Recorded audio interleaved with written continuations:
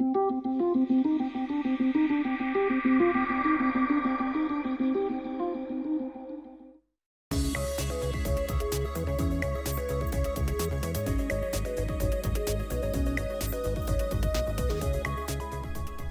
on dresse le portrait socio-économique de l'Outaouais avec Pierre Sanson, Martin Robitaille et Jean-François Leblanc.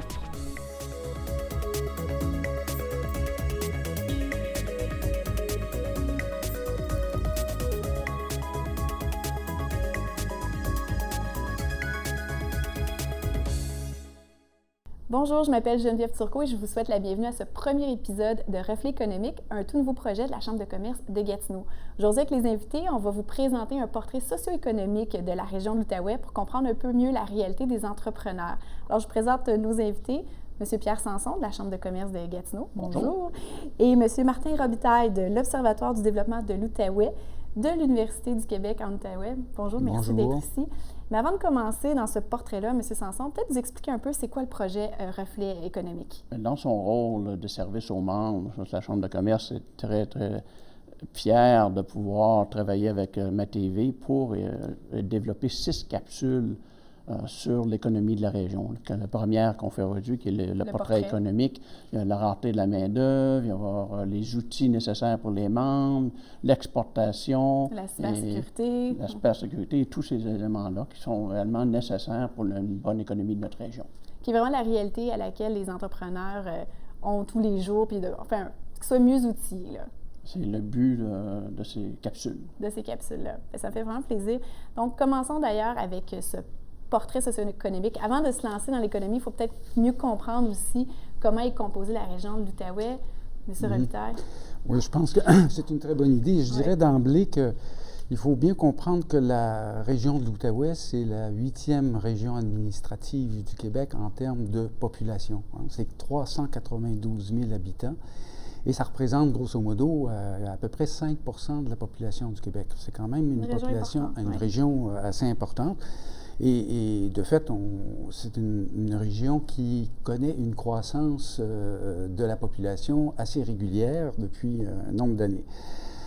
C'est-à-dire c'est une région qui est composée de 4 MRC et de la ville de Gatineau. Donc, on parle de la MRC du Pontiac, de la vallée de la Gatineau, des collines de l'Outaouais et de Papineau. Naturellement, dans l'ensemble de cette population-là, la ville de Gatineau comprend 70 de la population. C'est le noyau phare. C'est le noyau phare, c'est le noyau attractif, je devrais même dire, et c'est quand même important de voir que cette ville-là a cette croissance parce qu'elle est nourrie d'autres populations venant d'ailleurs au Québec ou de l'Ontario, mais beaucoup aussi d'une population intérieure, donc provenant des MRC rurales de la région de l'Outaouais.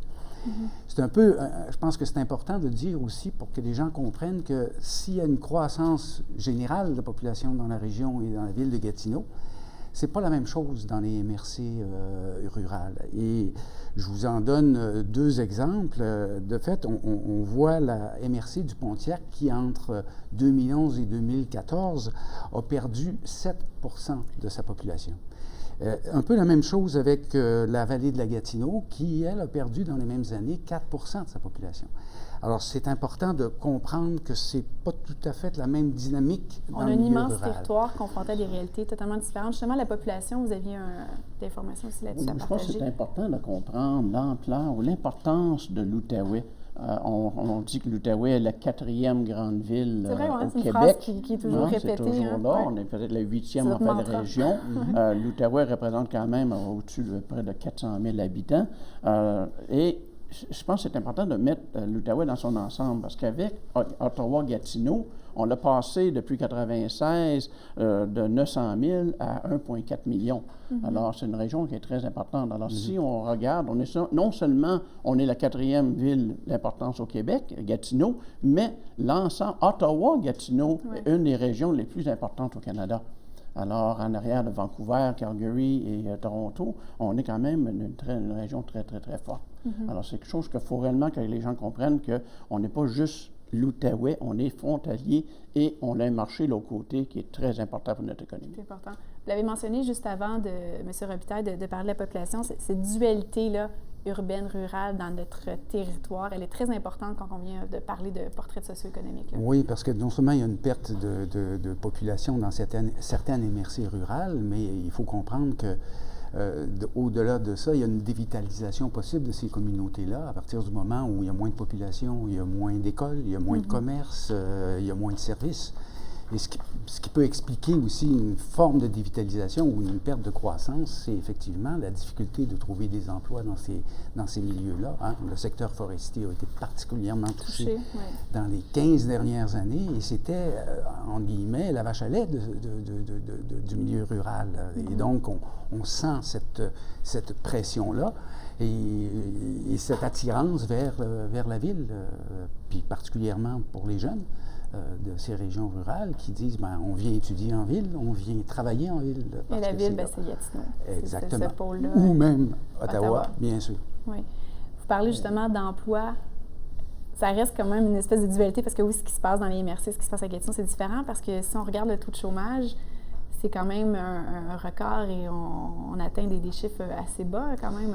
C'est intéressant la question de l'emploi parce que il y a plusieurs phénomènes qu'on peut observer. D'une part, effectivement, le taux de chômage est en baisse, sérieusement en baisse depuis quelques années. On prévoit même un taux de chômage qui va tomber en dessous de 5 % dans la région, ce qu'on n'a pas vu depuis 25-30 ans. Donc, on est dans une certaine bulle de croissance économique intéressante.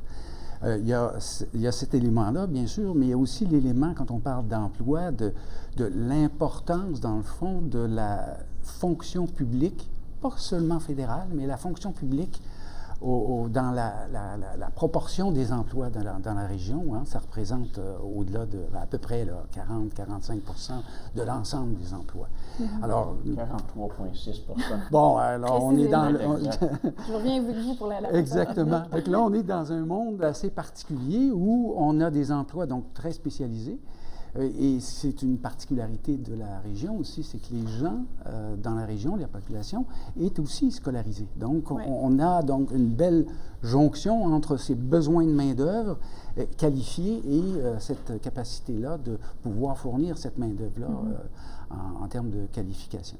Justement, M. Sanson, là, vous avez votre chiffre là, qui apparaît là, sur la fonction publique. Oui. C'est quand même...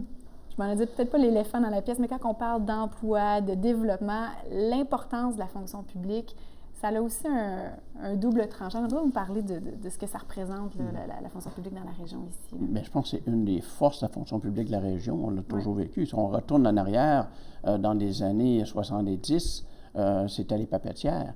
Alors, tout le monde travaillait dans les papetières, tout le monde travaillait à la CIP, BAD, Domtar, tout ça. Et avec le temps, mais le plus gros employeur est devenu réellement le gouvernement fédéral.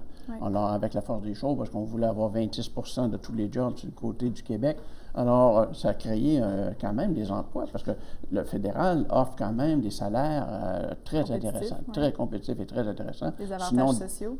Dans les meilleurs. Alors, c'est un bon employeur. Alors, c'est bon pour l'économie de la région. Alors, il faut prendre ça en considération, mais il ne faut pas oublier aussi qu'on ne faut pas se fier juste à un employeur. Alors, il faut développer notre économie avec ça, il faut travailler avec. Oui, parce qu'on a vu les conséquences que ça a eu pour l'économie de la région quand il y a eu des coupes au niveau fédéral. Tout peut balancer aussi. C'est dangereux lorsque tu as un employeur qui est si fort, mais par contre, c'est très, très bon pour l'économie et il ne faut pas oublier que le gouvernement fédéral est le plus gros acheteur au Canada. Alors, et ici, on est choyé parce qu'on est tout près et ça nous permet d'avoir une économie secondaire qui travaille pour fournir ce gros employeur-là. Vous venez de le mentionner, on a eu un portrait quand même assez global de la région. Au niveau de la structure économique, on a fait un peu les choses envers. La fonction publique fait partie intégrante de ça, mais c'est quoi notre structure, elle ressemble à quoi ici, là? Bien, je pense que ce qui est important de dire aussi, c'est que quand on parle de l'emploi des services publics, c'est 43,6 %. Mais ça inclut tous les services d'utilité publique, l'enseignement, la santé, les services sociaux, puis l'administration publique fédérale, provinciale, municipale. C'est beaucoup, beaucoup d'emplois. Mais derrière ça, c'est ce qu'on appelle souvent les services au ménage, le commerce de détail, le transport, l'entreposage, l'hébergement, la restauration et une multitude d'autres services comme ça.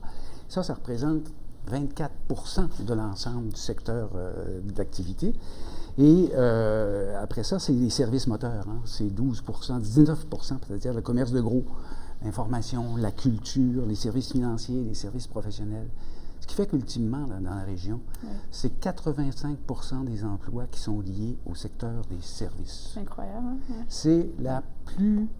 C'est ce secteur des services qui est, dans l'ensemble des régions du Québec, l'Outaouais et Gatineau, bien sûr, c'est la proportion la plus élevée au Québec avant la Ville de Québec. Quand même, on n'aurait pas cette impression-là. On n'aurait pas cette impression-là, mais ça demeure une réalité. Et en soi, c'est pas une mauvaise chose. C'est pas, on considère que ça demeure un facteur de développement économique important. Le problème, c'est bien sûr cette dépendance par rapport à ce grand secteur des services, puis l'incapacité de pouvoir amener les gens à développer d'autres spécialisations dans la région. Et ça, vous mettez la table pour les prévisions économiques, là? Oui, parce que les prévisions économiques sont quand même très, très bonnes. Oui. On a un taux d'inoccupation de très bas pour les logements, moins de 4%. On a des mises en chantier qui sont quasiment, qui frôlent les records. Alors, on a le nombre de maisons vendues. Alors, tout l'économie va bien. Alors, je pense que c'est signe qu'on a une région qui est en santé économiquement. Et ça devrait continuer, selon les prévisions que j'ai regardées de Desjardins et d'autres. Ça devrait être très bon pour 2019, 2020 et 2021. Est-ce qu'il y a des secteurs en particulier, parce que là, vous avez mentionné là, les mises en chantier et tout ça, est-ce qu'il y a des secteurs peut-être en plus forte croissance que d'autres? Il y a des secteurs, mais c'est surtout au niveau de la construction. Oui. La construction va très, très bien. Mais l'emploi. Dans l'industrie, malheureusement, on est un petit empêchement avec la rareté de la main-d'œuvre, dont on va faire une émission juste sur ça. Alors, ce qui peut causer le ralentissement un peu pour la production. À la croissance. Ça devient un frein. Alors, c'est des problèmes qu'il faut régler. Mais en général, comme tu dis, l'économie va bien. On est à 204 000 emplois dans la région et ça continue d'augmenter. Il y a des secteurs, bien sûr, mais il y a des secteurs en croissance et des secteurs d'avenir. Hein. On parle souvent de la haute technologie. On peut parler de la cybersécurité parce qu'on a développé des pôles de spécialisation qui va être un autre sujet. Mais il y a le secteur de l'agriculture puis de l'agroalimentaire. Et c'est un secteur d'avenir. Il faut les nourrir, tous ces gens-là. Il faut les nourrir. Puis pour les MRC rurales, c'est fondamental de pousser là-dessus. Alors, tout le développement du secteur bioalimentaire, bien sûr, la question du cannabis, c'est des emplois, c'est des centaines d'emplois qui vont être créés. La culture du houblon, on se crée des spécialisations intéressantes. Le secteur de l'enseignement, on ne le dit jamais assez, mais on va avoir besoin d'une très grande relève dans les prochaines années. Et à tous les niveaux, du primaire à l'universitaire, on est dans un élément extrêmement important. Et enfin, il faut développer le secteur du tourisme. C'est comment je dirais ça, c'est l'avenir, puis les gens connaissent très peu la région, mais c'est l'avenir économique particulier. Pas juste à Gatineau, là. On a souvent cette image du musée de l'histoire, là, mais essayons de sortir un peu de ça et amenons les gens dans les milieux ruraux, parce qu'on a une magnifique... Une nouvelle manne qui est là, il faut réellement travailler dessus, c'est le tourisme d'affaires. Ça devient de plus en plus important. Il faut attirer justement nos congrès, les gens d'affaires. Ils viennent à Ottawa, il faut trouver une façon de les accueillir ici. Je vous arrête ici. On va prendre une petite pause. On va revenir avec l'écosystème, M. Robitaille. Merci beaucoup de ce portrait-là. Je pense qu'on a une meilleure idée. Et on revient tout de suite après la pause. Merci beaucoup.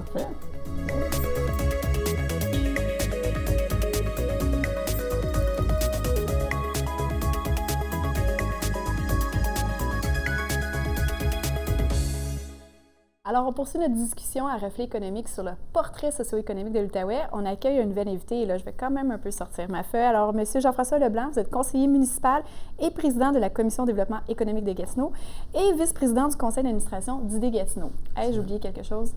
Il y en a d'autres, mais on va se concentrer sur le développement économique aujourd'hui. Avec vous deux, je voulais qu'on parle un peu de l'écosystème qui entoure les entrepreneurs ici en Outaouais. On a fait le portrait dans le premier bloc. Monsieur Sanson, parlez-nous de cet écosystème-là qu'on retrouve ici là, en Outaouais. Mais je pense que c'est très, très important d'avoir un écosystème solide, de couvrir tout. Dans un écosystème, on trouve la prospection pour les entreprises, on trouve du réseautage et les relations d'affaires, on trouve le mentorat pour vraiment supporter nos membres, on trouve l'entrepreneuriat, le tourisme d'affaires, on trouve le démarrage d'entreprise, le développement d'entreprise, le financement, l'exportation, le transfert d'entreprise, la relève, l'économie sociale, et je peux en nommer. Et à l'intérieur de tout ça, mais il y a des acteurs économiques qui touchent. Et chacun a son rôle. Et la beauté, c'est qu'on réussit à ramener tous ces gens-là dans un groupe pour représenter. Et pour le faire, mais on a la Chambre de commerce qui représente les gens d'affaires en arrière et les besoins des gens d'affaires. On a la Commission de développement économique de la Ville de Gatineau, on a la Table d'action d'entrepreneuriat, on a l'École des entrepreneurs du Québec, l'Observatoire du développement de l'Outaouais pour l'information, les données, l'Investissement et développement Gatineau, ID Gatineau, Tourisme Outaouais, les Coop de développement régional, le CEDEROL, l'Option Femmes Emploi, les communautés algonquines de l'Outaouais, la Commission de la capitale nationale, les organismes de quartier, et j'en mets. Alors, je comprends pas que vous aviez besoin d'une feuille, hein? Il n'y en avait presque pas. Mais c'est incroyable. Je pense pas que les gens réalisent à quel point il y a cette espèce de groupe, d'écosystème autour des entrepreneurs là, ici. Là. Mais c'est pour ça que c'est important qu'on regroupe tous ces gens-là. Et les rôles importants, mais c'est justement la table d'entrepreneuriat du MEI, ID Gatineau qui joue un rôle très important, et la Commission de développement économique, dont M. Leblanc représente, qui joue un rôle très important pour réussir à tout rassembler ces gens-là. Justement, présentez-nous le rôle de la Commission économique. Là, on vient de comprendre que c'était un peu l'espèce de parent autour de ça, mais peut-être nous expliquer un peu mieux le mandat. La Commission de développement économique a été créée pour être capable de mettre en place un filet propice au développement de l'entrepreneuriat à Gatineau. Donc, on a 17 personnes à la table, et c'est des gens qui ont été choisis par anciennement le Comité des sages. Quand on a fait la restructuration parce que le gouvernement du Québec nous avait demandé de fermer le CLD, puis de se trouver un modèle. Qui était le Centre local de développement. Qui était le Centre local de développement. Là, nous autres, ce qu'on a choisi comme modèle, c'est d'avoir un organisme à but non lucratif qui s'appelle ID Gatineau et d'avoir une commission de développement économique qui est appuyé par un secrétariat en développement économique. Donc, ces organismes-là, à la Ville, travaillent à faire avancer l'entrepreneuriat ensemble. Et ID Gatineau, cette entité-là, parlez-nous, leur objectif, c'est qui ID Gatineau, finalement? ID Gatineau, c'est un OBNL avec comme mission d'accompagner les entreprises à fort potentiel de croissance. Donc, dans le temps que c'était le CLD faisait un petit peu tout, du marketing, faisait un peu tout. Là, c'est vraiment de l'accompagnement d'entreprises à fort potentiel de croissance. Et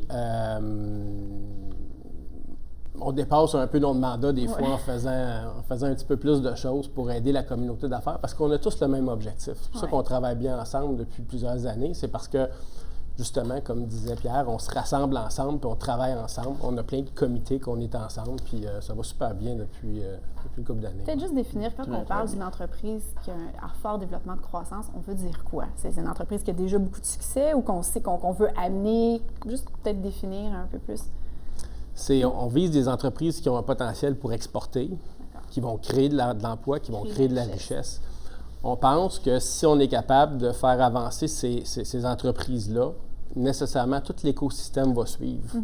Plutôt que se concentrer sur nos petites entreprises, quoi que le secrétariat le fait. Le secrétariat a fait un fonds pour aider les OBNL qui supportent l'entrepreneuriat.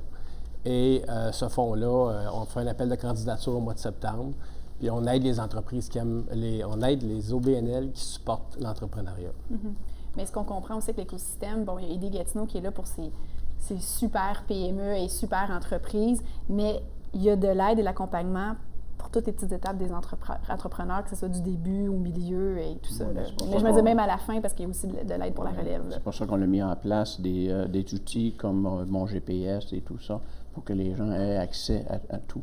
Mais l'important qu'il faut comprendre, c'est que grâce justement avec la Commission de développement économique, le MEI avec la table d'action d'entrepreneuriat et les comités de développement à la Chambre de commerce, c'est qu'on réussit à travailler ensemble et non se faire de la duplication.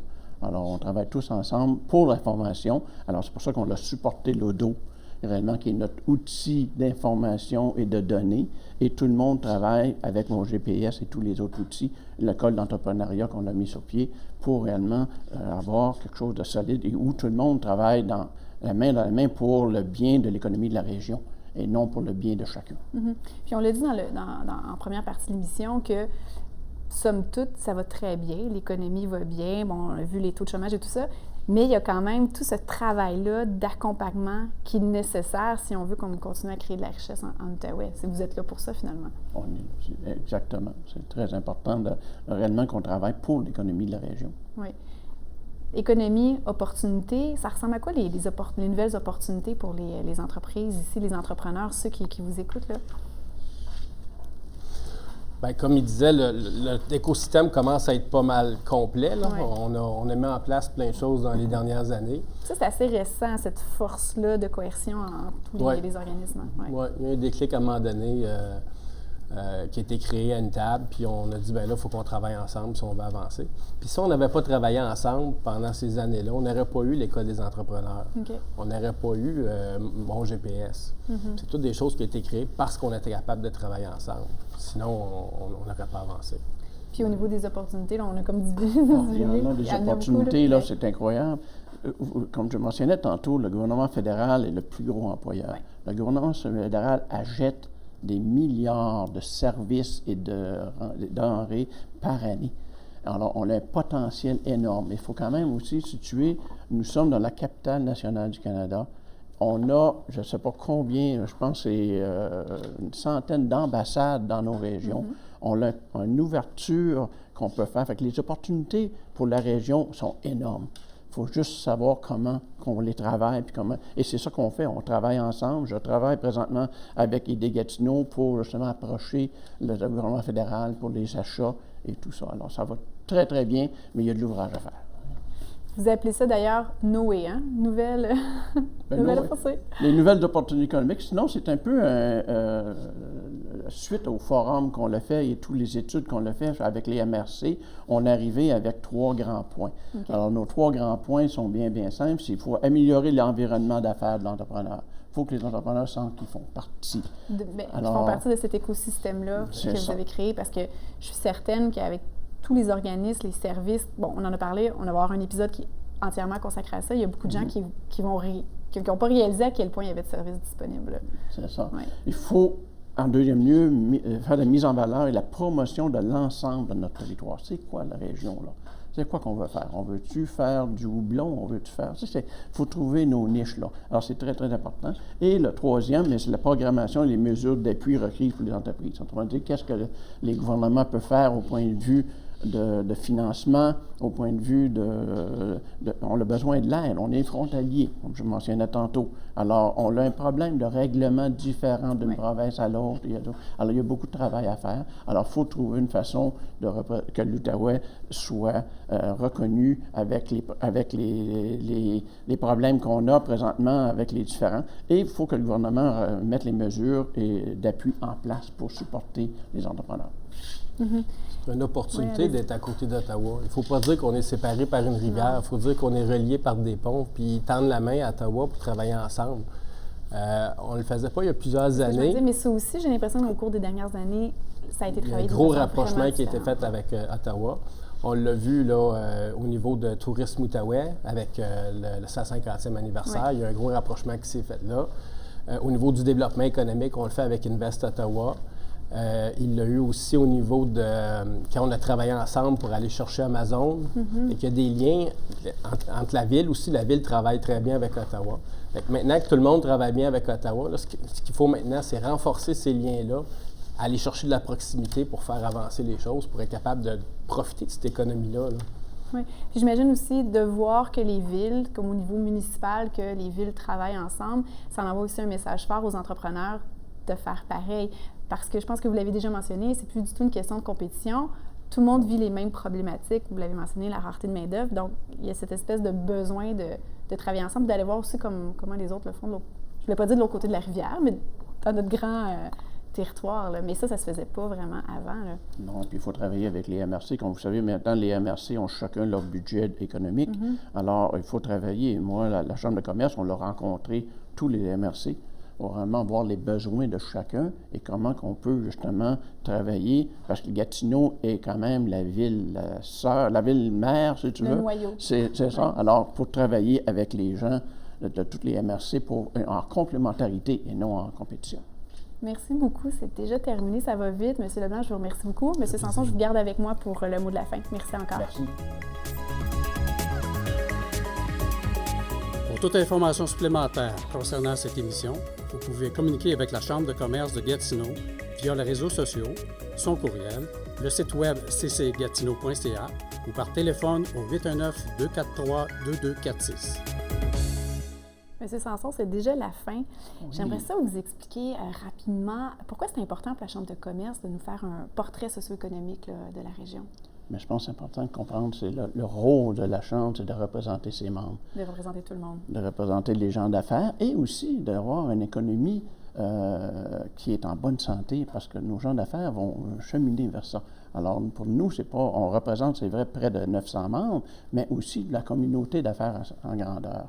Alors, pour nous, c'est important d'avoir des outils en place, de voir et de communiquer avec les gens, savoir c'est quoi notre économie de région. Les gens ne le savent pas assez. Et pas juste les gens d'affaires, tout le monde devrait savoir c'est quoi l'économie de région pour apprécier réellement qu'est-ce que les gens d'affaires font dans l'économie sociale.